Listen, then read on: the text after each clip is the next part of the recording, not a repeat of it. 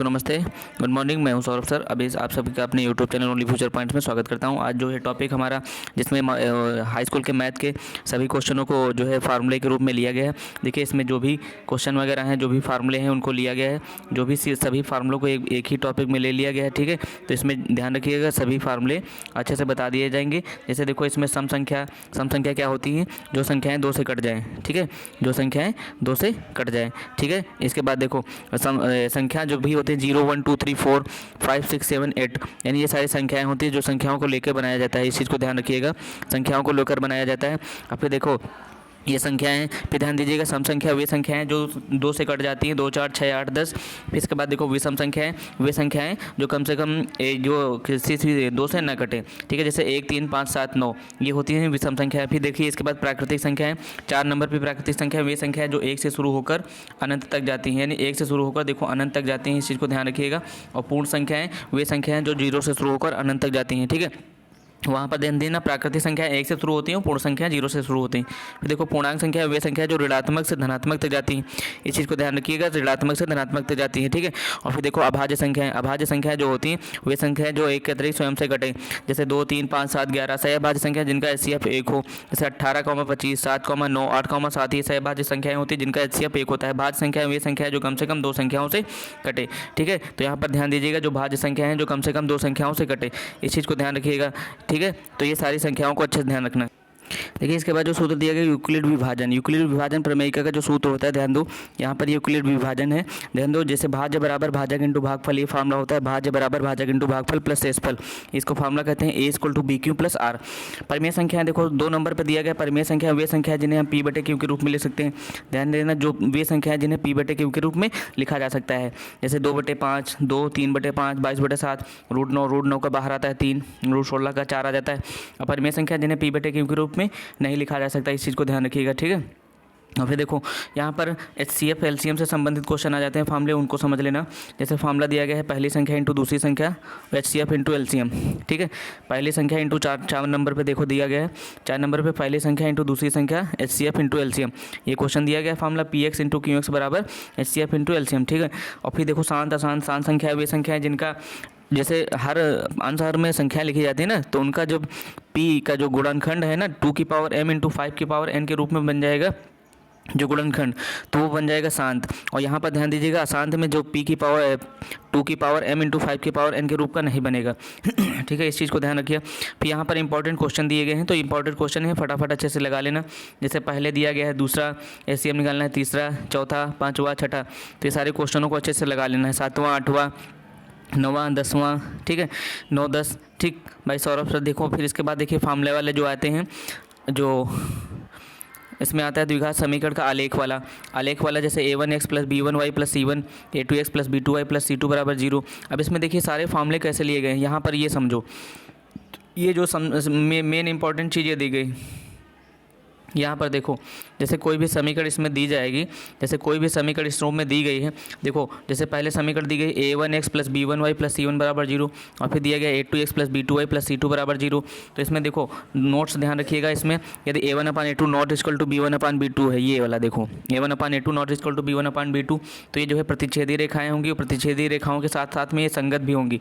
कैसी होंगी? संगत, ठीक है। तो ये प्रतिच्छेदी रेखाओं के साथ साथ में संगत भी होंगी, इस चीज़ को भी ध्यान रखना, ये संगत भी हैं, ठीक। और फिर देखो A2x + B2y + C2 बराबर 0। फिर इसके बाद देखो प्रतिच्छेदी रेखा है, द्वितीय हल होगा, संगत हो गए। और जब A1/A2 equal to B1/B2 not equal to C1/C2, तो समांतर रेखाएं होंगी, कोई भी हल नहीं होगी, असंगत होंगे। और फिर ये तीनों संख्याएं बराबर होंगी आपस में, तो संपातीय रेखाएं, अनंत हल और इसमें से संगत होंगे, ठीक है। तो ये फार्मूला अच्छे से पढ़ लेना। और फिर देखो, इसके बाद देखो प्रतिस्थापन दिया गया, प्रतिस्थापन विधि, विलोपन विधि। प्रतिस्थापन विधि का मतलब क्या होता है? समीकरण 1 से समीकरण 2 में या 2 से 1 में रखकर हल कर सकते हैं। विलोपन विधि में x और y के किसी का मान गुणा या जोड़ घटाना कुछ भी कर सकते हैं, इस चीज़ को ध्यान रखिएगा।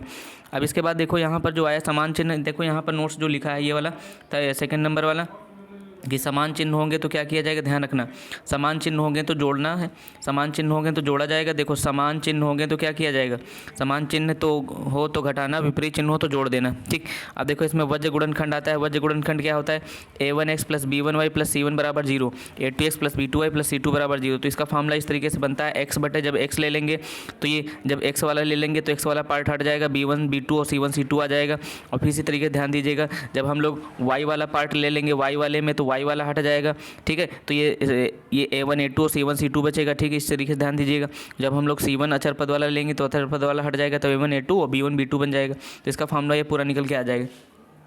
फिर इसके बाद देखिए समय, चाल तथा दूरी पर आधारित प्रश्न आएंगे। चाल बराबर दूरी बटे समय, दूरी बराबर चाल इंटू समय, समय बराबर दूरी बटे चाल। यदि नदी धारा की चाल x है और नाव की चाल y है तो प्रवाह की दिशा, दिशा का मतलब होता है, दिशा का प्रवाह की दिशा का मतलब होता है अनुकूल दिशा, ध्यान रखिएगा अनुकूल दिशा। और प्रवाह की विपरीत दिशा का मतलब होता है प्रतिकूल दिशा, प्रतिकूल का मतलब होता है उल्टा। फिर देखो द्विघात समीकरण आता है, यहाँ पर द्विघात समीकरण, इससे ऑब्जेक्टिव क्वेश्चन बनेगा द्विघात समीकरण। यहाँ पर ध्यान दीजिए द्विघात समीकरण में कि जो है x square plus b x plus c बराबर 0। यहाँ पर ए का मान कभी भी 0 नहीं हो सकता है, बी का मान 0 हो सकता है, कोई बात नहीं। ठीक, इसके बाद देखो दो क्रमागत संख्याएं, दो क्रमागत संख्याएं कौन कौन सी होती हैं, एक्स कॉमा एक्स प्लस 1। और फिर देखो मूल ज्ञात करने की 3 विधियाँ होती है। पहला गुणनखंड विधि, पूर्ण वर्ग बनाकर, फिर श्रेणीधराचार्य विधि लगाकर। यहाँ पर ये पूर्ण वर्ग का सूत्र लिखा है, जो पूर्ण वर्ग जिससे बनाया जा सकता है। और यहाँ पर ये जो लिखा हुआ है ये श्रेणीधराचार्य विधि है। कौन सी है, श्रेणीधराचार्य विधि। ठीक, फिर इसके बाद देखिए द्विघात समीकरण, द्विघात समीकरण में क्या आएगा, फार्मूला आएंगे द्विघात समीकरण में, ये सारे फार्मूले a x square plus b x plus c बराबर 0। तो पहला फार्मूला क्या दिया गया, पहला फार्मूला दिया गया है, ध्यान दो यहाँ पर पहला फार्मूला जो दिया गया है ए प्लस बी का whole square square plus b square plus 2ab। और फिर इसके बाद देखो ए माइनस बी का होल स्क्वायर दिया गया है। ठीक, तो फिर इसके बाद देखो a cube plus b cube का दिया गया है, a plus b a square plus a, ये सारे फार्मूले a cube minus b cube का a minus b a square plus a b plus b square. ठीक, फिर देखो ये A plus B plus C का होल स्क्वायर, सारे फार्मूले। ध्यान दो यहाँ पर द्वैत कोई द्विघात समीकरण x square plus b x plus c के रूप में 0 बराबर के रूप में हो तो वह भी द्विघात समीकरण होगा। यहाँ पर व्यक्त कर ध्यान रखिएगा, डी बराबर B square minus B square minus 4ac होता है। डी का मान 0 से बड़ा है तो मूल वास्तविक होंगे, डी बराबर 0 तो मूल बराबर, डी का मान 0 से कम है तो मूल काल्पनिक होंगे। यानी ये 0 के बराबर आ जाए, ध्यान रखना 0 के बराबर आ जाए तो पहले नंबर पे ध्यान रखना 0 के बराबर आ रहा है, जब 0 के बराबर तो मूल वास्तविक होंगे, और जब 0 बराबर आ रहा है तो मूल बराबर होंगे। और यहाँ पर माइनस में आ रहा मान डी का तो यहाँ पर काल्पनिक होंगे, इस चीज़ को ध्यान रखना। ठीक, निर्देशांक ज्यामिति का देखो फॉर्मूला ले लिया, ए x1 y1 x2 y2, दो बिंदुओं के बीच की दूरी का सूत्र होता है यहाँ पर अंडरवुड x2 माइनस x1 का whole square plus y2 minus y1 का होल स्क्वायर। फिर इसके बाद देखो यहाँ से मध्य बिंदु का सूत्र आ जाएगा, मध्य बिंदु के साथ में अंतःविभाजन, अंतःविभाजन y x बराबर m1 x2 plus m2 x1, y बराबर m1 y2 plus m2 y1 बटे m1 प्लस m2। त्रिभुज का क्षेत्रफल होता है 1/2 आधार इंटू ऊंचाई। त्रिभुज का क्षेत्रफल ये दूसरा वाला दिया गया जिसमें 3 बिंदु दिए जाएंगे, ध्यान रखना। इसमें होता है 1/2 x1 y2 minus y3 plus x2 y3 minus y1 और plus x3 y1 minus y2। फटाफट सर, और यहाँ पर एक पॉइंट ध्यान दीजिएगा, ये बहुत इंपॉर्टेंट है। संरेख के लिए त्रिभुज का क्षेत्रफल क्या होता है, संरेख के लिए त्रिभुज का क्षेत्रफल 0 होता है। यहाँ पर देखो यदि पी रेखाखंड को k अनुपात 1 के अनुपात में विभाजित करें तो बिंदु P के निर्देशांक के x2 प्लस x1 बटे k प्लस 1 और के y2 प्लस y1 बटे k प्लस 1 होंगे। ठीक है, अब देखो इसके बाद यहाँ पर इसमें जो दिए गए हैं, एक मिनट, हाँ ये पार्टी ट्रिग्नोमेट्री में जो भी इंपॉर्टेंट फार्मूले हैं ये देखो दिए गए। 1 डिग्री का मान होता है ये, समकोण का मान होता है 90 अंश, और रेडियन का मान होता है 180 बटे पाई, और 1 रेडियन का मान होता है 1 बटे 80। ठीक है, और फिर इसके बाद देखो यहाँ पर थीटा के सामने वाली भुजा लंब होती है, समकोण के सामने वाली भुजा हमेशा कर्ण होती है, और तीसरी भुजा आधार होती है। तो देखो त्रिभुज में दिया गया है इस तरीके से, त्रिभुज में यहाँ पर त्रिभुज में इस तरीके से दिया गया है, तो ध्यान दीजिएगा लंब, कर्ण और आधार। ठीक, थीटा के सामने वाली भुजा लंब होती है, समकोण के सामने वाली भुजा कर्ण होती है। पता है उसमें जब त्रिभुज में कोई भी 2 भुजाएं दी हो तो तीसरी भुजा, ठीक, पाइथागोरस प्रमेय ये लग जाती है। कर्ण स्क्वायर बराबर लंब स्क्वायर प्लस आधार स्क्वायर, कर्ण का के से प्रदर्शित करते हैं, लंब को L से, आधार को A से। ठीक है, तो ये त्रिकोणमितीय अनुपात के फॉर्मूले होते हैं, साइन थीटा लंब बटे कर्ण, कॉस थीटा आधार बटे कर्ण। ये सारे फटाफट आपको आते ही होंगे, फटाफट लाल बटे कक्का से लिख सकते हो। फिर इसमें 2 tan है, साइन 2a बराबर 2 tan है बटे 1 प्लस tan स्क्वायर है, कॉस 2a का 1 माइनस tan स्क्वायर बटे 1 प्लस tan स्क्वायर है। तो ये सारे फॉर्मूले होते हैं फटाफट tan 2a का। और ये ट्रिग्नोमेट्री की टेबल दी गई, जो कि ट्रिग्नोमेट्री टेबल आपको पूरी अच्छी आनी चाहिए, इसे अच्छे से पढ़ लेना। यहाँ पर साइन 90 माइनस यहाँ पर देखो 1/0 का इन्फिनेटिव दिया गया, 1/इन्फिनेटिव को 0 होता है। और फिर यहाँ साइन 90 माइनस ए, कॉस 90 माइनस ए साइन ए, ये सारे फार्मूले जो कि आपको अच्छे से पढ़ने होंगे व्युत्क्रम के, ठीक है। ये ट्रिग्नोमेट्री के फार्मूले हैं जो इंपॉर्टेंट है। फिर ध्यान दीजिएगा त्रिकोणमिति के कुछ अनुप्रयोग में क्या होता है इसमें समझो।